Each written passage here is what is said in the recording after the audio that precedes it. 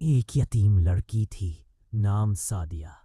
سعدیہ بہت محنتی، سلجھی ہوئی اور گھریلو تھی، لیکن اس کی شادی اپنی ہی تایا کے گھر ہوئی، جہاں جہیز ہی لڑکی کی عزت سمجھا جاتا تھا۔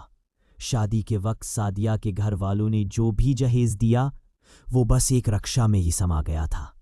سعدیہ نے سوچا، کوئی بات نہیں، چیزیں نہیں، محبت اہم ہے۔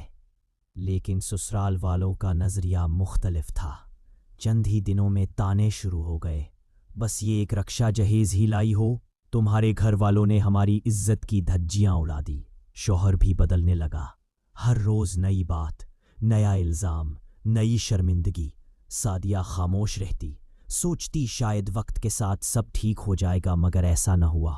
آہستہ آہستہ سعدیہ کی ہنسی ختم ہو گئی، نیند اڑ گئی، ہر وقت دل گھبرانے لگا۔ کہیں بھی جاتی اسے لگتا کہ لوگ اس کے بارے میں بات کر رہے ہیں، یہ وہی لڑکی ہے جو صرف ایک رکشہ جہیز لائی تھی۔